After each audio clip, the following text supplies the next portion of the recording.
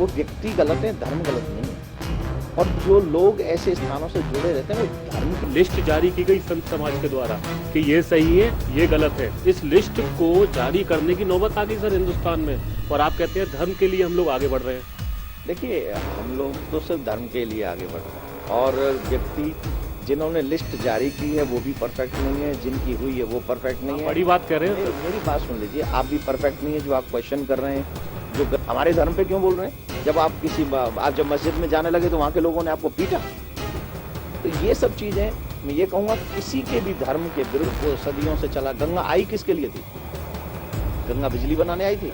एक बात मैं आपसे पूछ रहा हूँ, क्या माला बहाने से, तस्वीरें बहाने से? मुझे एक बात, मुझे सतपाल जी जवाब दें, गंगा आई किसके माध्यम से, किसके लिए उद्देश्य से आई थी?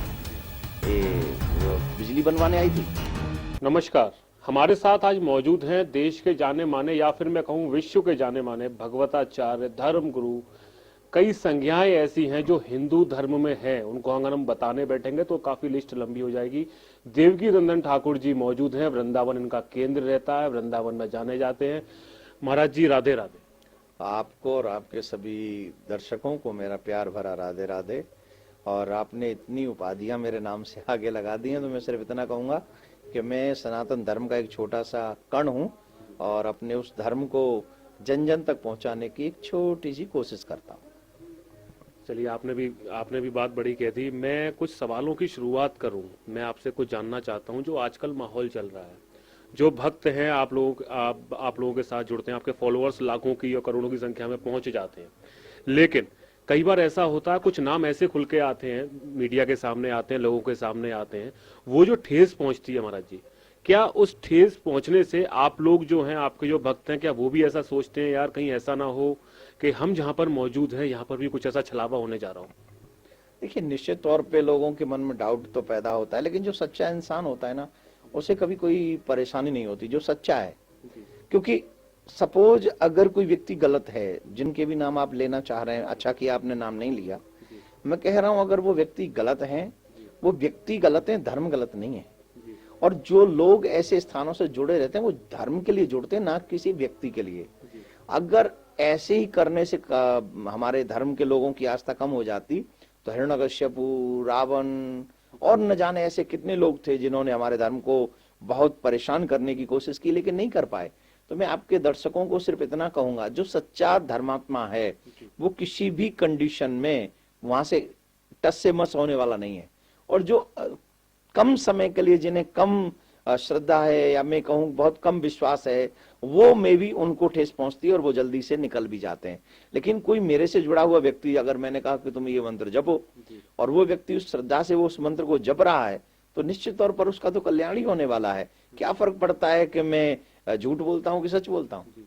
अच्छा महाराज जी, सबसे बड़ी समस्या वहां आती है, देखा ये गया है, जो हमारे नेता लोग हैं, नेतागण है, गणमान्य व्यक्ति हैं, जब ऐसा कोई भांडाफोड़ होता है तो उनका इतिहास देखा जाता है, जिसमें पिक्चर्स कुछ ऐसी आती हैं जिसमें वो गणमान्य व्यक्ति, जो कि मुख्यमंत्री हैं, मंत्री हैं, वर्तमान में प्रधानमंत्री तक क्यों ना हो, वो उनके साथ पिक्चरों में पाए जाते हैं। तो क्या आपको लगता है कि नेताओं को ऐसे स्टेज पे आके अफसोस होता है कि हमने ये पिक्चर क्यों खिंचाई, फोटो क्यों खिंचाए, जो आज लोगों के सामने जा रहे हैं? नहीं, क्यों खिंचाए, क्या मतलब है? वो लोग उन पाप में सम्मिलित होने के लिए थोड़ी गए थे।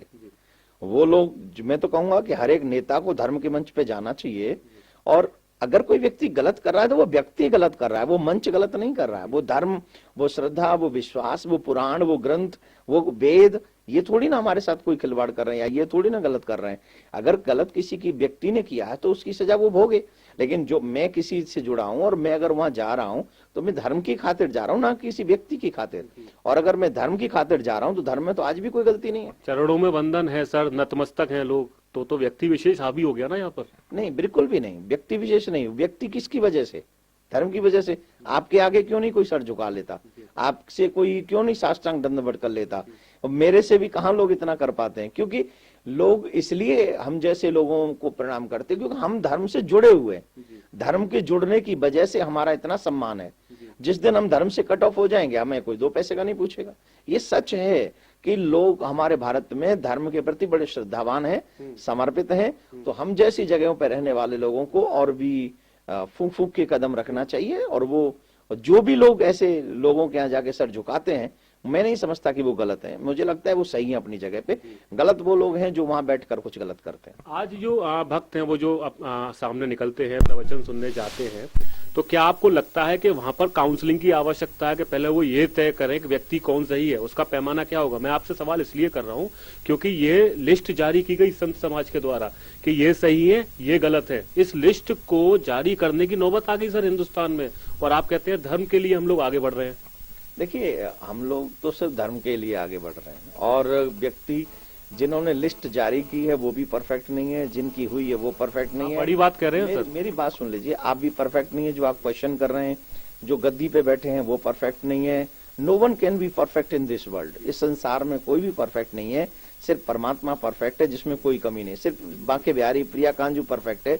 हम सब इंसान, मैं किसी व्यक्ति के ऊपर नहीं कह रहा हूँ जिन्होंने लिस्ट जारी की वो गलत है, नहीं, वो संत है, महात्मा है, हमारे लिए पूजनीय वंदनीय है, लेकिन जो संसार में आया है उसमें कोई ना कोई कमी तो निश्चित तौर पे है और आगे भी रहेगी। तो मैं यही कहूंगा कि व्यक्ति धर्म से जुड़े, ना कि किसी व्यक्ति से। अच्छा चलिए, ये तो सवाल हो गया यहाँ तक। केंद्र में सर आप मानेंगे कि आपकी विचारधारा की सरकार है इस समय? अभी तक तो हम यही सोच के चल रहे हैं कि हमारे विचारों की सरकार है, और ये तब और पक्का हो जाएगा जब राम मंदिर बन जाएगा और गंगा जमुना वृंदावन तक पहुंच जाए निर्मल होके, और गंगा सागर तक पहुंच जाए, तो हम समझेंगे कि हमारे ही विचारों की। आपने मेरी एक लाइन से सवाल भी मेरा चुरा लिया, क्योंकि मैं यही सवाल करने वाला था। 4 साल का लगभग समय बीत चुका केंद्र सरकार को, बड़े बड़े वादे हुए थे, राम मंदिर को लेकर भी हुआ था, गंगा यमुना को लेकर भी हुआ था। उमा भारती जी जो अब तक जल संसाधन मंत्री थी वो अब मंत्री नहीं है, तो क्या जिम्मेदारी हर सरकार की हट गई? आपको मथुरा में रहते हुए या तमाम जगह आप जाते, गंगा नदी जहाँ से बहती है, वहां पर कुछ बदलाव नजर आता है करोड़ों रुपया खर्च होने के बाद? नहीं, अभी तो कोई बदलाव नहीं। और मैं सरकार, योगी सरकार से और मोदी सरकार से, दोनों से एक प्रार्थना करूंगा कि वृंदावन में यमुना रिवर फ्रंट की उतनी जरूरत नहीं है जितनी यमुना की जरूरत है। अगर जितना पैसा आप यमुना रिवर फ्रंट पे लगा रहे हैं उतना ही पैसा लगाकर इसमें गंदे पानी को गिरने से बचा लें। दिल्ली, वल्लभगढ़, फरीदाबाद, दिल्ली, कोसी और ये मथुरा वृंदावन का जितना भी गंदा पानी, अगर इसको भी आप बचा लें इसमें गिरने से उतने ही पैसे में, तो मुझे लगता है कि आप यमुना रिवर फ्रंट से, यमुना रिवर फ्रंट आपने बना दिया तो लोग करेंगे क्या? यहाँ लड़के लड़कियां हाथ डाल के घूमेंगे, बाहर से लोग आएंगे, यहाँ पिकनिक स्पॉट्स बन जाएगा। और वहां पर मुझे जो लगता है कि जो भगवान की पवित्र स्थली है, कहीं ऐसा ना हो कि यमुना रिवर फ्रंट बनने से हमारे वृंदावन की शोभा और खतरे में पड़ जाए। तो मेरा ये डाउट है, मेरे मन में डाउट आया है, इसलिए मैं कह रहा हूं, मैं सरकार से निवेदन करूंगा यमुना रिवर फ्रंट 1 नहीं 10 बनाइए आप, लेकिन सबसे पहले जमुना जी को वृंदावन तक पहुंचा दीजिए, जिससे हमारे कन्हैया जमुना में स्नान कर सके। अब तो लखनऊ में बाबा जी बैठे हैं मुख्य गद्दी पे, और जब बाबा जी बैठे हैं तो आप लोगों के लिए बड़ा आसान हो जाता हुआ उनसे कम्युनिकेट करना। क्या मुख्यमंत्री से आपने कभी मुलाकात करके यमुना का दर्द या गंगा का दर्द वहां पर रखा? क्या मुख्यमंत्री इसके लिए कुछ आपको आश्वासन दे चुके हैं? नहीं, अभी मेरी ऐसी कोई मुलाकात हुई नहीं है इस विषय पे। अभी मैं लखनऊ जा रहा हूँ और मेरी लखनऊ में कथा है 17 जनवरी से लेके, और निश्चित तौर पर उनसे मुलाकात होगी, और होगी तो ये चर्चा जरूर होगी। मैं यही उनसे भी कहने वाला हूँ कि यमुना रिवर फ्रंट से पहले यमुना वृंदावन तक पहुंचाइए, क्योंकि अब हरियाणा में उनकी सरकार है, दिल्ली में उनकी सरकार है, हमारे यूपी में उनकी सरकार है, और हम सब लोग एक बहुत बड़ी उम्मीद भरी नजरों से इन तीनों सरकारों को देख रहे हैं कि वृंदावन को जमुना मिल जाए, गंगा सागर को गंगा, और हिंदुओं को राम मंदिर। चलिए, राम मंदिर का मुद्दा तो वो लोग छिटक देते हैं ना कि वो तो कोर्ट के हाथ में है, सुप्रीम कोर्ट डिसाइड करेगा, तो फिर इनसे उम्मीद हम कैसे कर सकते हैं? कोई कोर्ट, क्या बोलूं मैं कोर्ट के लिए, मैं सिर्फ इतना कहूंगा कि जो लोग जज हैं, जो वकील हैं, जो केस लड़ रहे हैं, जो लड़वा रहे हैं, जो निर्णय देंगे, क्या उनको अपने इतिहास का इतना भी पता नहीं है कि राम कहाँ थे? क्या ये मुझे आज ये साबित करना पड़ेगा कि राम अयोध्या में आए थे? क्या रामायण में नहीं लिखा है? क्या वाल्मीकि रामायण में नहीं लिखा है? क्या हमारे शास्त्रों में नहीं लिखा है? अगर नहीं लिखा है तो हम वो अध्ययन कर लें एक बार। अगर लिखा तो है ही है, पढ़ना ही तो है। हम क्यों आज के व्यक्ति पे हम यकीन कर रहे हैं जो झूठ बोल रहा है? हम उन लुटेरों पर यकीन कर रहे हैं जिन्होंने हमारे राम के मंदिर को नहीं, न जाने कितने मंदिरों को तोड़ा, और किसको भारत का इतिहास नहीं पता है, और जिनको पता है फिर जानबूझ के हमारे ब्रिज में कहते दे भाई मेरे लठ में लठ वाली कंडीशन क्यों कर रहे हैं? इसकी तो कोई आवश्यकता नहीं है। मुझे जो लगता है राम जी की ही अयोध्या है, कृष्ण जी की मथुरा है, और काशी विश्वनाथ जी की है। हमारे मुसलमान भाई कोई हमारे से अलग नहीं है, उनको प्यार से ये मनाएं कि हम 3 मंदिर आप हमारे बनने दीजिए, बाकी के 30 मस्जिदें आप हमसे बनवा लीजिए, आप अपनी वर्शिप कीजिए, हम अपनी वर्शिप करें, इसमें बुराई क्या है, हर्ट कौन हो रहा है? यानी कि आप भी श्री श्री रविशंकर की तरह बीच का रास्ता निकालने की बात कर रहे हैं। ना ना, मैं शंकर और सूर्य की बात नहीं कर रहा हूँ। मैं आपको यकीन के साथ कह रहा हूँ, मैं कोई ऐसा व्यक्ति नहीं हूँ कि मैं बीच में आकर पॉलिटिक्स करूं या मैं अपना नाम कमाऊं या मीडिया में मेरा नाम चले। ये मैं भरे मन से कथा में 1000 बार बोल चुका हूँ और मैं बोलता हूँ। और मुझे बीच में कोई, मैं मुसलमान भाइयों का शांति दूत नहीं हूँ, मैं हिंदू भाइयों का कोई शांति दूत नहीं हूँ। मैं एक साधारण हिंदू हूँ, भारत का एक बहुत तुच्छ सा हिंदू हूँ। और मेरी, आपके पीछे लाखों फॉलोअर्स हैं और आप कह रहे हैं मैं एक साधारण हूँ। मेरे फॉलोअर्स, मैं क्यों घमंड करूं उन पे? वो मेरे धर्म के फॉलोअर्स है, मेरे फॉलोअर्स नहीं है। तो मैं ये कोशिश करता हूं कि जैसे हर हिंदू सोचता है कि अयोध्या में राम मंदिर बने, ईमानदारी से वही दिल हिंदू का मेरे दिल में धड़कता है और वही चाहता है कि राम मंदिर बने, कृष्ण मंदिर बने और शिव मंदिर बने और वो लोग अपनी पूजा 3 जगह पर करें। क्या बुराई क्या है? चलिए ठीक है। अभी शंकराचार्य जी की आपसे मुलाकात हुई, भेंट हुई, उन्होंने आपको एक बड़ी उपाधि दे दी, धर्म रत्न की। पहले से जो आपके कार्यक्रम चल रहे थे, अब उनमें क्या बदलाव आने वाला है और धर्म की रक्षा की जिम्मेदारी जो आपको दी गई, समय समय पर महाराज जी देखा गया कई पिक्चरों के अगेंस्ट आप आए। ओ माई गॉड एक पिक्चर आई थी, उसके अगेंस्ट आप आए, उसके बाद भी कुछ चीजें ऐसी रही। तो क्या ये माना जाए कि ऐसी कंट्रोवर्सीज में आप फिर दोबारा से क्रिएट होंगे? मैं कंट्रोवर्सी, आप इसको क्यों कहते हो? आप क्यों सीधी सीधी बात नहीं समझते हो? अगर हम अपने धर्म की रक्षा की बात करें तो हम कंट्रोवर्सी करते हैं, बाकी के लोग हमारे धर्म को गालियां देते हैं। इस देश में, भारत में हिंदू धर्म को लोग गालियां देके आराम से चैन की नींद सोते क्यों? हमें किसी, मेरे को या मेरे फॉलोअर्स या हमारे धर्म के चाहने वालों को हम लोग हमेशा बोलते हैं सर्वे भवन्तु सुखिनः, सब सुखी रहें। इट्स माई रिलीजन सेज कि हम लोग सब सुखी रहें। लेकिन कोई आकर हमारे धर्म को गाली देता है, कोई कहता है शिव अभिषेक मत करो, कोई शंकर भगवान को अपनी फिल्म में नंगे दौड़ाता है, नंगे पांव दौड़ाता है, कोई मंदिर में जाके भगवान पे केस कर देता है। और गजब की बात है, 100 करोड़ हिंदू तमाशा देखते रहते हैं और फिल्म को देखते रहते हैं। ये इसका मतलब हम लोग अगर आवाज उठाएंगे तो कंट्रोवर्सी करते हैं। अब मेरे धर्म को ये नीचा दिखाने से पहले आप इस धर्म में, इस देश में और भी जो धर्म रहते हैं उन पे दिखा सकते हैं क्या ये लोग? जब नहीं दिखा सकते तो आप हमको कट्टरवादी कह देते हो। क्यों कहते हो भाई? आप में इतना सेंस होना चाहिए कि हम किसी के धर्म पर उंगली नहीं उठाएंगे। That's it. आप अपने को जो बनाना बनाइए, हमें जो बोलना हम कथा ही करेंगे। हम क्यों बोलेंगे तुम्हारी पद्मावती पे? हमारा क्या मतलब है कि तुम पद्मावती बनाओ, लीलावती बनाओ, कलावती बनाओ, हमें कोई मतलब नहीं। लेकिन जब आप इतिहास के विरुद्ध हमारे धर्म की खिलवाड़ करोगे तो चाहे हमारा सर चला जाए लेकिन कुछ तो बोलना ही पड़ेगा ना, अगर सनातन धर्म में जी रहे हैं तो। आपकी कथाओं में अक्सर देखा जाता है, हर कथा दर कथा जब आप आगे बढ़ते हैं तो युवाओं की संख्या आपके साथ बढ़ती है। जो युवा आपके सामने बैठा होता है वो व्हाट्सएप और फेसबुक चलाने वाला युवा होता है। तो क्या आप मानते हैं जो फेसबुक और व्हाट्सएप का दौर है, इसमें किसी भी चीज को डिफेंड करना या उसके प्रति अपनी आवाज रखना, इसमें कुछ कम्युनिकेशन में अंतर आ जाता है, कुछ गैप आ जाता है, कुछ ऐसी भ्रांतियां फैल जाती हैं जिसका कि डैमेज कंट्रोल बाद में करना पड़ता है? नहीं, मुझे नहीं लगता ऐसा, क्योंकि मेरे तो ठाकुर जी ने मुझे तो पता नहीं आज के ही जमाने का बनाकर भेजा है। तो आजकल तमाम फेसबुक पे और यूट्यूब पे और व्हाट्सएप पे तमाम मेरे वीडियोस इस समय वायरल हो गए हैं। चाहे वो शिव अभिषेक का ही ले लो, चाहे वो बच्ची ने जो दहेज की आवाज उठाई थी वो ले लो, चाहे वो पद्मावती वाला ले लो, चाहे वो राम मंदिर वाला ले लो, न जाने कितने वीडियो वायरल हुए हैं। तो जो लोग इन सोशल साइट से नेगेटिव प्रचार कर रहे हैं, हम उन्हीं सोशल साइट से पॉजिटिव प्रचार करके अपने नौजवानों तक अपने धर्म को पहुंचाने की एक कोशिश कर रहे हैं। तो जैसे उन्होंने कुप्रचार करने के लिए अपना सोशल मीडिया मजबूत किया है, हम लोगों ने धर्म का प्रचार करने के लिए सोशल मीडिया मजबूत किया है। वो लोग उसे नेगेटिव प्रचार करेंगे, हम उसे पॉजिटिव प्रचार करेंगे। कहा तो ये भी जाता है, जैसे भी आपने एक बात कही थी कि आप उनके धर्म के प्रति कुछ ऐसी चीजें दिखा सकते हैं, अगर हम दिखा सकते हैं तो आप एग्री है कि इधर जो चीजें दिखाई जा रही है वो जायज है? नहीं, मैं ये कहूंगा कि किसी के भी धर्म पर, ये देश, हमारा संविधान इस बात की परमिशन देता है कि हम सब अपने धर्म का सम्मान करें। और यहाँ पर एक और चीज कही जाती है, बोले जा साहब फ्रीडम ऑफ स्पीच, उस पे लोग लगाम लगा रहे हैं, लेकिन उसी का अगला चैप्टर है कि आप ऐसी स्पीच मत रखिए ना साहब जो किसी को हर्ट कर दे। तो फ्रीडम स्पीच तो है लेकिन किसी को हर्ट करे ऐसी नहीं है। तो आपको जो लिखना है, आपको जो दिखाना है वो दिखाइए, आपको जो करना है करिए, लेकिन ऐसा करिए जो किसी की भावना को हर्ट न करे। ये कौन सा समय था जब मेरे भगवान पर आप कोर्ट में केस कर रहे हो? एक फिल्म में दिखाया जा रहा है कि भगवान पर आपने केस कर दिया और आपकी अपनी कोई कहीं पुराण में तो लिखा नहीं था, आपने तो उसको जाके सिर्फ अपने आपने कह दिया हम काल्पनिक है। व्हाट इज दिस मीनिंग के आप काल्पनिक बोल रहे हैं? क्यों बोल रहे हैं आप? हमारे धर्म पे क्यों बोल रहे हैं? जब आप जब मस्जिद में जाने लगे तो वहां के लोगों ने आपको पीटा। तो ये सब चीजें मैं ये कहूंगा किसी के भी धर्म के विरुद्ध आपको दिखाने की कोई आवश्यकता नहीं है। आप कहानी बनाते हैं, 1000 टाइप की कहानी है, 1000 टाइप के माइंड है, आपका जो मन करे बनाइए। अभी जब मैं आपके आश्रम में एंटर हो रहा था तो मुझे पता चला आप एक अनाथ आश्रम बनाने जा रहे हैं, उसका क्या प्रारूप रहने वाला है, कितने बच्चों की संख्या आप उसमें रखेंगे? सवाल इसलिए किया, ये समाज सेवा से जुड़ा एक सवाल है। अनाथ बच्चे हैं, उनके ऊपर माँ बाप का साया नहीं होता, वो साया उनको मिलना बड़ी बात होती है।